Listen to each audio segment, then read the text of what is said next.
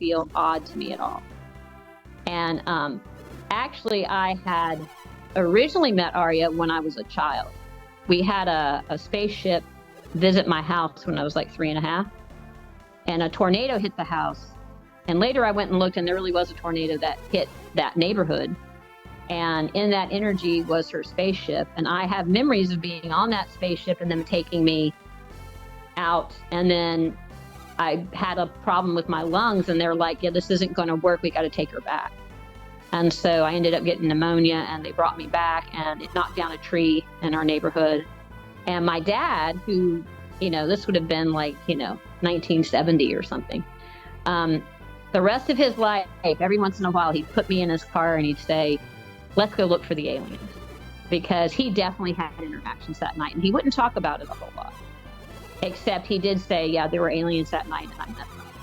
And I talked to them. So would you consider yourself a trance channel? Like, are you completely out of it, or are you taking a back seat and you're witnessing it? Arya's definition of a trance channel is that you're able to get up and walk around.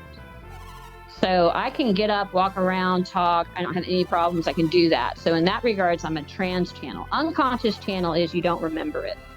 If usually I'm a conscious channel, it's like a dream in a way. I remember it for like an hour and it disappears. If it's a really deep message or a deep topic, there have been a couple times I was out. I remember going the first couple of minutes, and then I come back and I'm like, yeah, what did I say? So over time, I've become more unconscious, in my opinion. You said you could get up and walk around while channeling? Yeah, I do it all the time. Interesting. So I had this event because I've had a lot of medical, and we had gone to check out Pilot Mountain, which is in North Carolina. And it has a lot of these big slate stairs that go all the way down. And we got maybe, I don't know, a quarter of a mile in, and I got really exhausted. And I was like, there's no way I'm going to make the rest of this walk around the mountain. And I knew there were no handrails. There was no way to get back up all these stairs. It was like 20 stairs. And I'm like, there's no way. And fortunately, I was with 2 other men that were going to, they could help me up if they had to. And Arya says, well, if you want to see what happened, she says, there's no other option. She's like, Stephanie, hold on. And she fully merged, and she bounded up that every step straight up. I could never have done that ever with my medical stuff. And I got to the top, and one of the guys says, okay, I believe this is real now.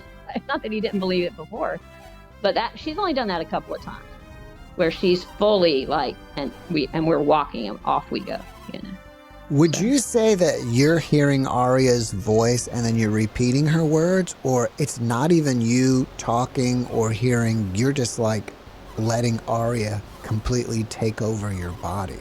Because I have past lives in Atlantis, I don't usually do that. Like there was so much of that happened back in Atlantis and Egypt that did not go well, that our agreement is I'm mostly conscious. I'm just not in the space to do that, because I really want to make sure that I have a real connection and that I feel comfortable with that connection. And I've done it for so long, I can recognize her frequency like immediately. And I can channel other beings as well. Like I've channeled Archangel Michael and things like that. But Arya is the main one that I've channeled. And so does that answer the question? Let's say, for example, I say, how old are you? Are you hearing Arya give the answer and then you're speaking it for Arya, or you're just not there and Arya's answering for me? Arya's coming in, and it's like I'm sitting on a log and I hear what she's saying and I'm watching. But the voice that comes out of your mouth that I hear... That's Arya's. That's Arya, and you're just watching Arya speak. I'm just watching. That's not my voice. Okay, cool. All right. So Arya's an Arcturian. What else can you tell us about her? She's an identical twin.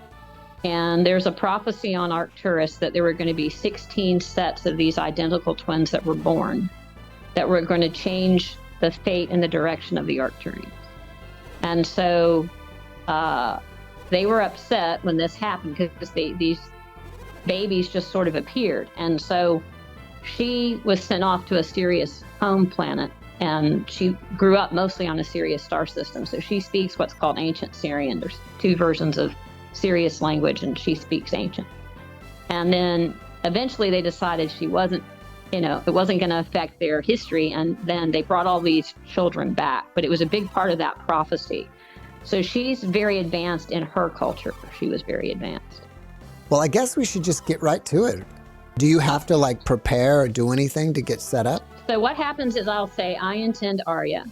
And then she comes right in. And then at the end, when she leaves, that's the bigger part because it's a little bit, I've always gotten into state very quickly, but when she leaves, I need more of this longer exit. So I'll say reunion, I'll count 1 to 8. And then I say my 3 sons' names and my grandson's name. And then once I do all that, I'm just fully back. And I've done that for more than a decade and it works great. Like I have no issues getting back. Okay. Well, you ready? Let's do it. Okay. Okay, I intend Arya. This is Arya, the Arcturian Protectorate, Council of 12.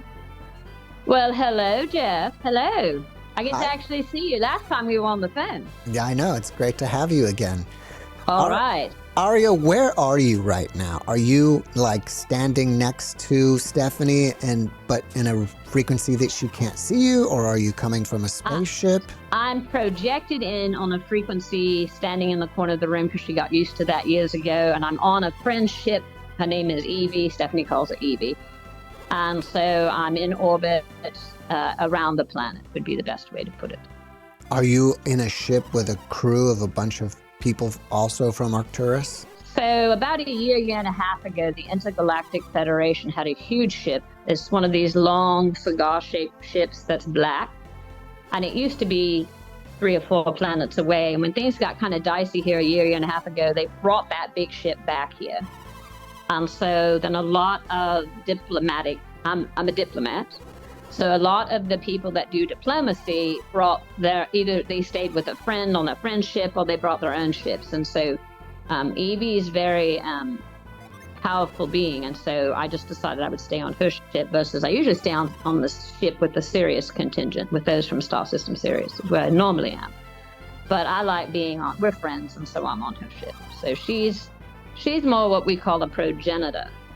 Progenitors were some of the original beings that God created, and they're here to help with Earth at this time. They normally wouldn't be here, but they are some of the first beings God ever created, and I just call them progenitors. I have to find words that work in your language with kind of close to what they are. It's fascinating that you mentioned God. How does God even play out in your realm? So it depends on the planet and the location. So we have what's called a 5-star being, right? So a 5-star being means you have a head, 2 arms, 2 legs, right? And so most of those beings, Pleiadians, Arcturians, Sirius star system, they all tend to have some belief in God, so to speak, all right? And the some of the Dracos and some of these little bit heavier energies, they have what they call AI cultures. So they really, I don't want to say worship AI, but boy, AI for them is the thing. Like they really love AI.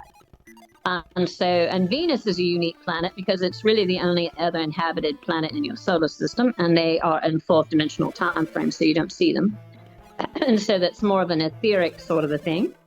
The Venusians are very connected to Jesus, and they really appreciate the teachings of Jesus, and they tend to be a very religious planet.